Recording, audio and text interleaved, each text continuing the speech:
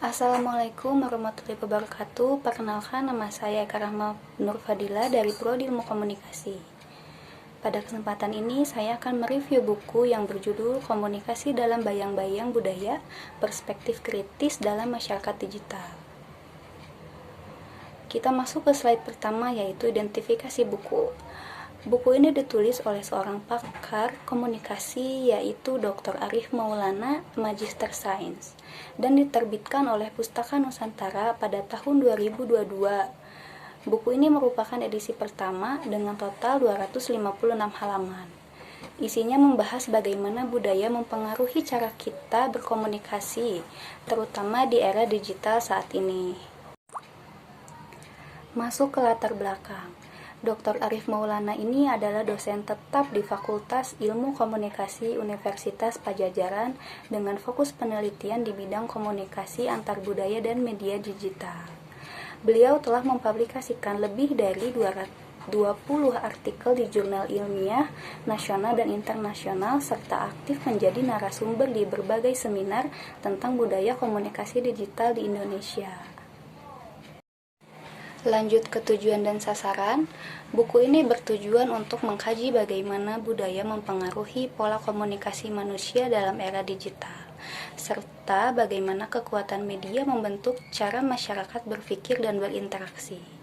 Sasaran utamanya adalah mahasiswa, peneliti komunikasi, serta praktisi media. Buku ini juga cocok digunakan sebagai referensi ajar di mata kuliah komunikasi lintas budaya, komunikasi digital, dan filsafat komunikasi. Lanjut ke struktur dan organisasi. Buku ini terdiri dari 6 bab dan diawali dengan pengantar yang menjelaskan konteks sosial budaya Indonesia saat ini. Tiap bab memiliki subjudul yang jelas dan diakhiri dengan kesimpulan, sehingga memudahkan pembaca memahami. Penulis juga menyertakan studi kasus dengan kutipan penelitian yang membuat argumen dalam buku ini terasa lebih kuat dan mudah dipahami. Lanjut ke isi dan cangkupan. Buku ini membahas hubungan antara budaya lokal dan komunikasi digital. Beberapa topik yang diangkat antara lain, yang pertama ada komunikasi sebagai bagian dari budaya. Yang kedua, pengaruh media sosial dalam membentuk opini. Yang ketiga, polarisasi pendapat di ruang digital, serta strategi berpikir kritis terhadap algoritma media. Semua topiknya sesuai dengan tujuan buku, dan tidak ada hal yang terlewat. Kita masuk ke analisis dan argumen. Penulis menggunakan pendekatan kritis dalam menyusun programnya. Beliau mengacu pada teori dari tokoh-tokoh seperti Frank Rothschild, Stuart Hall, dan Baudrillard.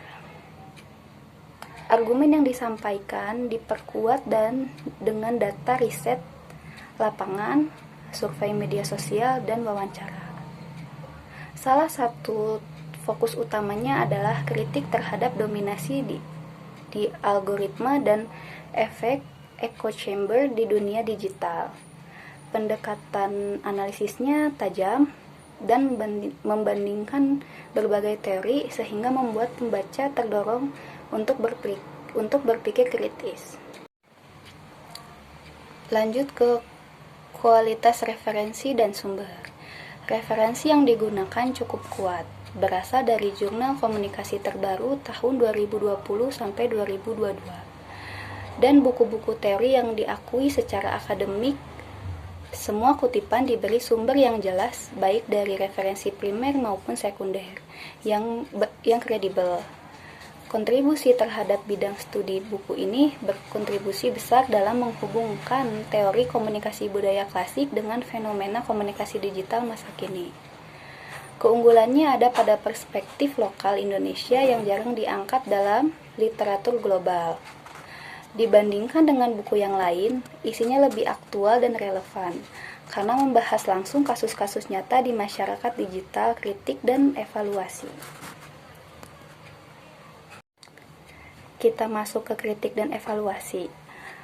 Buku ini kuat dalam penyampaian yang kritis tapi mudah dipahami, ditambah studi kasus yang relevan, tetapi kurangnya beberapa teori selalu padat untuk pemula. Saran saya sebaiknya ditambah ilustrasi agar lebih mudah dipahami. Jadi kesimpulannya adalah buku ini cocok untuk mahasiswa, komunikasi, dan dosen. Isinya sangat bermanfaat khususnya bagi yang sedang riset. Demikian review buku yang bisa saya sampaikan. Semoga bisa menambah wawasan kita semua. Mohon maaf bila ada kekurangan cara penyampaian informasi yang kurang benar. Atas perhatiannya saya ucapkan terima kasih. Wabillahi taufiq wal hidayah. Wassalamualaikum warahmatullahi wabarakatuh.